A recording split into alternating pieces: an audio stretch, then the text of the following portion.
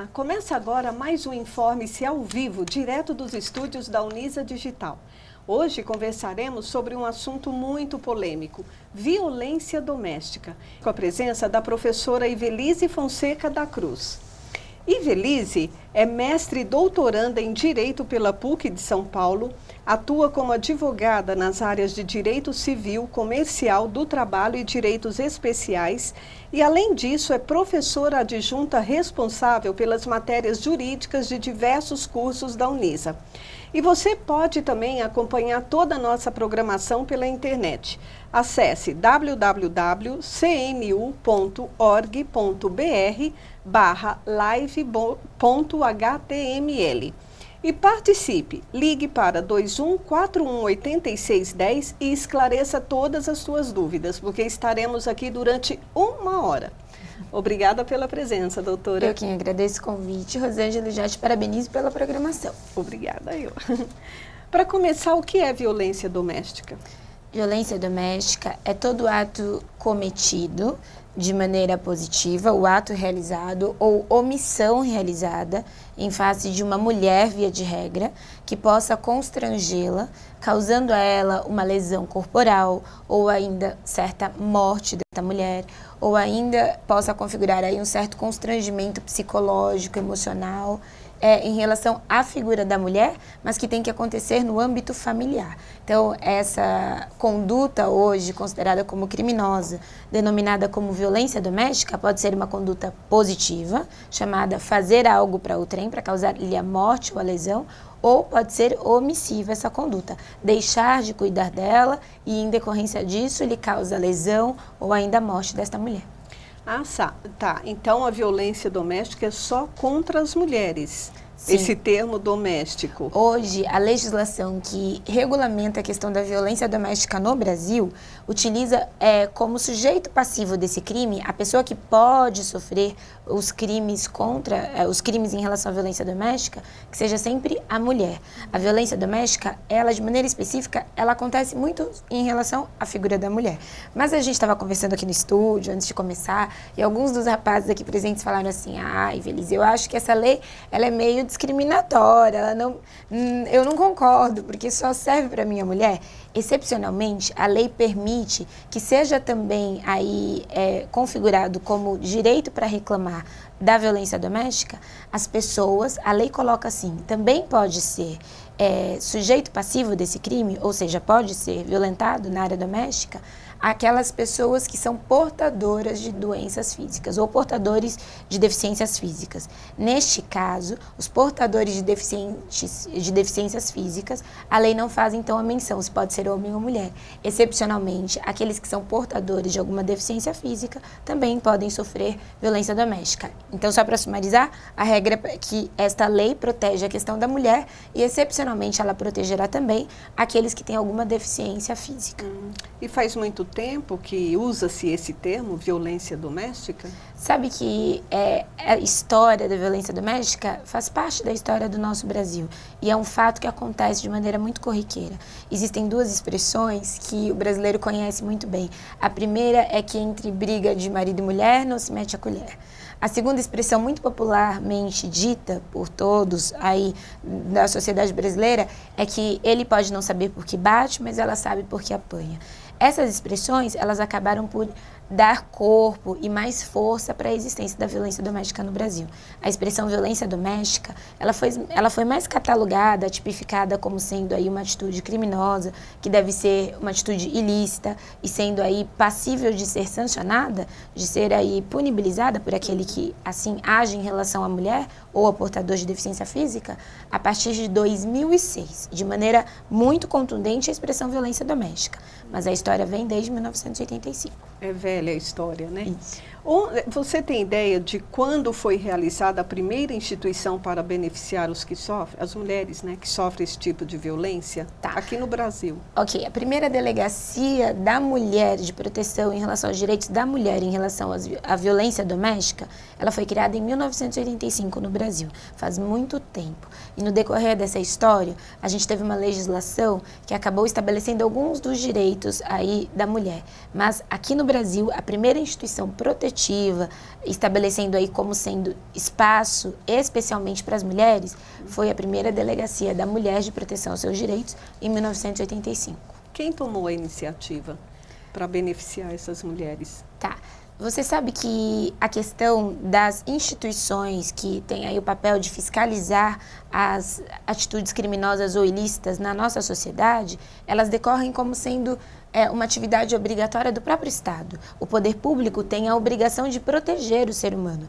A Constituição Federal diz que para mim, para você, homem, mulher, criança, adolescente, tem o direito a ter a sua dignidade humana respeitada. Tem o direito também de ter preservada a sua integridade física. Apesar do princípio da igualdade entre homens e mulheres, existe uma grande distinção física entre homens e mulheres. E dentro de casa, muito se vinga a questão da força física. Os homens mostram, via de regra, força pelos músculos, as mulheres mostram pelos gritos e pelas lágrimas. E cada um usa as armas que se tem. E dessa forma, a legislação veio para proteger a especificidade da mulher, criando então a primeira delegacia de 1985. Mas foi com a história da Lei Maria da Penha, que é bem conhecida, que nós acabamos por endossar, ratificar a importância de proteger de maneira formal, especificamente as mulheres. Então, só para te contar um pouquinho da história, em 1985 a gente teve a criação aí da primeira Delegacia da Mulher. Mas foi em 1975, 10 anos antes, que houve a primeira conferência no México sobre os direitos da mulher. E aí alguns países latino-americanos participaram desta conferência, e o Brasil foi um deles, que acabou também aceitando algumas dicas ou soluções aí em relação à saúde, à educação, os direitos da mulher. Porque você sabe que até a Constituição Federal de 1988, a mulher não era vista como pessoa em todos os seus direitos tais quais os homens. E essa distinção sociocultural é o veículo mais propulsor, é aquilo que mais motiva a questão da violência doméstica hoje no nosso país. Então, em 1975, teve essa Conferência do México. Depois a gente teve, em 1993, uma Conferência das Nações Unidas que aconteceu, para não falar para vocês o lugar errado, essa Conferência das Nações Unidas ela aconteceu em Viena, e neste local alguns países decidiram também declarar os direitos, alguns dos direitos humanos voltados aí para as mulheres, de maneira específica. E aí o Brasil também foi crescendo e acompanhando essas mudanças mundiais. Só que nesse ínterim surgiu a história da Maria da Penha, que já sofria com a violência dentro da sua casa. Maria da Penha de Maia, ela é de Fortaleza do Ceará, é uma história muito conhecida no Brasil, que até motivou a questão de denunciar a violência doméstica. E Maria da Penha, junto com algumas organizações não governamentais, que acabaram por reconhecer a necessidade, até porque ela sofreu violência doméstica, então ela se viu não satisfeita com a maneira como foi conduzido o seu processo, a situação que ela sofreu, ela quase veio a falecer realmente. E isso lá em Fortaleza. Lá em Fortaleza, mas ela junto com mais 15 ONGs e outras instituições que têm o direito, têm aí a intenção de proteger os direitos das mulheres, tomaram a frente de reconhecer a necessidade de uma nova lei. E foi em 2006, de maneira específica, que nós tivemos a chamada violência doméstica, modificada para a expressão Lei Maria da Penha, que é a Lei 11.340, que foi criada em 2006. Mas isso demorou, isso foi aí um prazo prazo de 10 anos. Demorou muito. Bastante. 2006 foi agora, 4 anos atrás. É isso né? mesmo, houve uma demora. E o histórico de violência doméstica atinge o Brasil inteiro? Atinge. Sabe que a tua Norte pergunta... a sul, leste a boa oeste? pergunta. Sabe por quê, Rosângela, a questão da violência doméstica hoje, em relação ao Brasil, é um fato muito latente. O próprio governo federal disponibilizou um número onde as mulheres podem buscar auxílio, informações em relação à violência doméstica. Para você ter uma ideia, a Organização Mundial da Saúde, isso a OMS, tá? É um órgão assim mundialmente falando, estabelece que 30% das mulheres já foram violentadas nas primeiras relações sexuais, se a gente for falar de violência. Ainda se estabelece uma outra taxa. A Organização Mundial da Saúde diz que 52% das mulheres são alvos de assédios sexuais. E ainda coloca que 69% das mulheres mundiais já foram agredidas aí dentro do estudo da Organização Mundial da Saúde. No Brasil, é fato que depois que a lei entrou em aprovação, esse número informativo do governo federal, ele aumentou em 306% o número de atendimentos, para você ter uma ideia. Então, a violência no país é grande e é existente. Sim. Nós acabamos de receber uma pergunta da Tereza Amaral, da Barra Funda. Okay. Uma vítima de violência doméstica tem direito à indenização? Ok. A vítima, Tereza, de violência doméstica, primeiro é preciso nós identificarmos qual a espécie de violência que ela sofreu. Se foi uma violência física, sexual, patrimonial, moral, psicológica. E a própria lei, hoje, que protege a questão das mulheres agredidas, possibilita, sim, a questão da indenização. Mas nós, quando falamos em indenizações, Tereza, e só para esclarecer, quando as pessoas perguntam, elas dizem assim, então eu vou ganhar dinheiro já que eu fui agredida. Essa indenização, ela vai ser baseada dentro da gravidade do fato e da violência que você sofreu. Por exemplo, a questão da Maria da Penha demorou 10 anos para se resolver a questão dela, Rosângela. Só que ela foi indenizada pelo próprio governo brasileiro em $20 mil, porque o Brasil, na época, foi condenado pela Convenção dos Países, dos órgãos internacionais, porque o Brasil estava omisso no seguinte sentido, não tinha uma lei de forma específica protegendo a questão das mulheres. E a Maria da Penha, com tudo que ela sofreu, pela demora, se estabelece, então, uma indenização que foi devida a ela em $20 mil, por tudo que ela passou. Então, quer dizer que a Tereza também pode ganhar o mesmo valor? Não é bem assim. Houve aí uma força social de grupos específicos em proteção para criar os direitos em relação à violência doméstica que não existiam. Hoje já se existe e você, Tereza, ou quem for, não é o seu caso, mas assim, quem sofrer a questão da violência tem direito a indenizações se ficar comprovada que houve efetivamente essa violência. Mas talvez tenha que apanhar muito também, né? Se não for para ganhar, não vale a pena. Não se diga assim, é isso mesmo, não vale a pena apanhar para poder ganhar, isso é fato. Nem vale a pena ser constrangida para você buscar aí um ressarcimento. Até porque é aquilo que eu disse e eu reitero. Aqui a legislação da Maria da Penha, da lei contra a violência doméstica, ela não tem o intuito de propagar na sociedade uma consciência das mulheres se tornarem aí motivadoras, incentivadoras, de tirarem os homens também de seus equilíbrios. É aquilo que eu falei no início da nossa entrevista. O homem usa dos músculos, a mulher usa do choro e do grito, e cada um usa o seu instrumento de proteção. Mas é fato que o núcleo da família precisa ser um núcleo protegido. A questão da convivência doméstica precisa ser a mais pacífica possível. E que não se apanhem para se ganhar, mas se acontecer, de fato é possível a questão do ressarcimento. É isso. Nós estamos conversando sobre violência doméstica com a advogada Ivelise Fonseca da Cruz. Nós vamos a um rápido intervalo e você participe com a gente. Anota aí, 2141-8610. Esclareça a sua dúvida e ligue para nós. Voltamos já.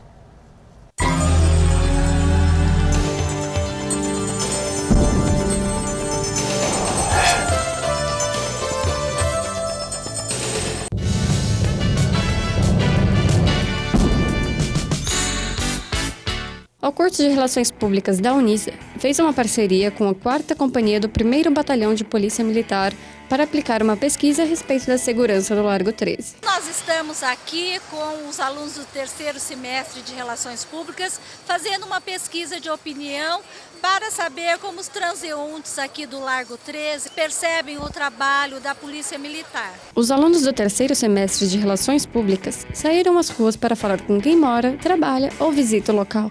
É interessante que para a gente, é bom saber a opinião do público, a gente tem trabalhado bastante com o público e principalmente dessa região próxima da Unisa, acho interessante a gente saber o que eles estão pensando, onde a gente pode melhorar no local que fica a Unisa. Eu considero interessante o curso, tanto para a gente se acostumar com as pesquisas, aprender a lidar com esse trabalho. A pesquisa visa saber o que a população tem achado dos serviços prestados pela Polícia Militar e aquilo que precisa ser melhorado. Melhorou bastante a nossa passagem, assim, a gente está andando, a gente fica mais livre.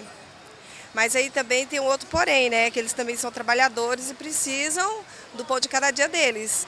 Ou seja, se colocasse assim, um lugar só para eles estar trabalhando, fazer um galpão enorme, não ia ter essa confusão. Com essa pesquisa, a polícia visa melhorar as relações entre civis e policiais, sabendo como atendê-la e atuando com o atendimento comunitário. A prioridade é que a polícia ela é um órgão que serve as pessoas. E como servir as pessoas sem saber a real necessidade, o que essas pessoas realmente precisam da polícia militar. Então, como nós temos aqui no Largo 13 a base comunitária de polícia, que é o nosso cartão de visitas, nós resolvemos saber o que as pessoas realmente precisam.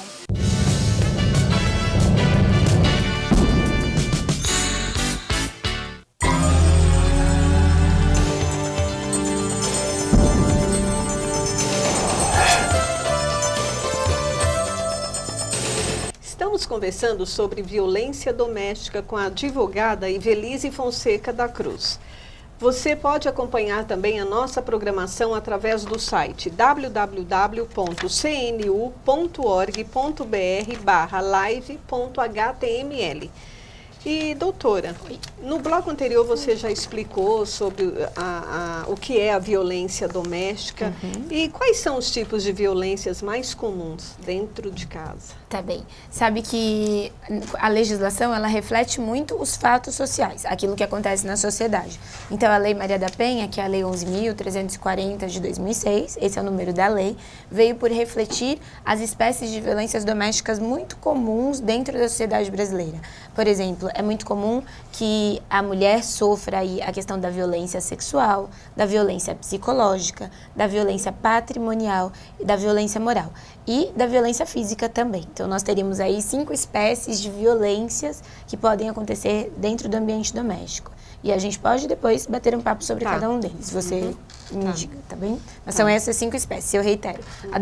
As violências domésticas são, então, divididas em violência sexual, na violência moral, a violência psicológica, a patrimonial e a violência física, que pode acontecer. Se você quiser, já poderia explicar, começando pela patrimonial, por exemplo. Tá bem. A patrimonial é uma violência muito interessante, hoje protegida pela lei, nesse sentido que eu digo que é interessante, porque se estabelece como sendo criminosa a atividade daquele homem que violenta tudo aquilo ou destrói, faz perecer os objetos patrimoniais da mulher, seus objetos pessoais. Sabe que briga de marido e mulher, que ninguém entra com a colher, mas o marido, se entrar com a colher de pau, destruir a parede com a panela dela, isso configura violência patrimonial. Então, tudo aquilo que faz parte do patrimônio da família ou faz parte dos objetos pessoais da mulher não pode ser destruído ou violentado no meio de uma discussão. É difícil, eu sei, a convivência entre família, mas a lei tenta prezar pela pacificação social aí na convivência. Nós temos ainda a questão da violência física, e a violência física, ela já é reconhecida há muito tempo, desde 1940 no Código Penal, que é a questão de sofrer aí uma lesão corporal. Pode ser através de tapas, pode ser através de socos, ou a questão de chutes, tudo isso que possa ferir a integridade física da mulher se configura como sendo violência física. Além disso, nós temos a terceira espécie de violência, que é a violência sexual. A violência sexual tem a ver com obrigar a mulher a presenciar atos dos quais ela não gosta, ou isso fere aí suas convicções pessoais, ou ainda obrigá-la a atos sexuais que possam comprometer a questão do seu desejo, da sua vontade ou da sua própria escolha. Então, não pode haver aí a violência sexual, utilizar da mulher para poder assistir uma outra atividade sexual. Tudo isso configura como sendo violência sexual, tá bom? A psicológica. A psicológica é a espécie de violência onde você constrange a mulher no aspecto de ameaças, xingamentos. Sabe que a figura da mulher em relação ao homem, e os homens que me escutem com todo respeito eu digo, e despidas de qualquer preconceito, é fato que o homem dentro do lar, ele tem uma grande influência, porque o homem é aquele ainda visto pela sociedade brasileira como o provedor da família. Sim. E a mulher é responsável pela proliferação da família. Tanto é assim que a lei protege a questão da maternidade, protege a mulher em maternidade como trabalhadora, porque a própria Constituição Federal valoriza a figura da mulher como sendo hoje, de maneira específica, a responsável pelo núcleo da família. No entanto, dentro da família, às vezes o homem, quando chega irritado, pode xingá-la ou pela espécie da comida que ela fez ou do jeito que ela está vestida. Então, às vezes, pode acontecer dele virar e falar assim, você está muito gorda, está muito feia e, na verdade, eu não aguento mais você. Essa espécie também pode, eventualmente, configurar como violência psicológica. E os homens que me escutem, os que estão aqui me filmando, para que os três não briguem depois comigo, essa só fica como regra de cautela. O interesse da legislação é proteger e determinar que, dentro da sociedade, nós tenhamos somos famílias aí de grande suporte. Rosângela, as crianças e os adolescentes de hoje, eles são o futuro de amanhã. E se os meus filhos supostamente escutam que meu marido me xingue de feia, de gorda, de que eu não presto para nada, expressões que sejam aí jocosas no aspecto de comprometer minha integridade psicológica, faz com que a sociedade dos meus filhos aceite de maneira conivente essa espécie de violência. É por isso que a lei estabeleceu, então, que a violência psicológica também é configurada como uma violência doméstica, protegendo aí até como uma forma de educar os próprios filhos e educar a própria família, o pai ou o responsável por essa família. A violência moral, que seria aí a última espécie de violência, ela tem a ver com a questão da moral realmente da mulher. Quando nós falamos em moral, se liga a ideia da honra da mulher, da questão das suas escolhas, das suas próprias opiniões. Do mesmo jeito que você, como repórter, tem a liberdade de expressar sua opinião, dentro de casa ou fora dela, a mulher também tem a liberdade de expressar sua opinião. Então, o homem não pode constrangê-la ou ainda estabelecer uma conduta, uma das 3 condutas chamadas criminosas, que é caluniá-la, difamá-la ou ainda estabelecer o crime de injúria. Então, essas 3 condutas que eu acabei de mencionar são criminosas.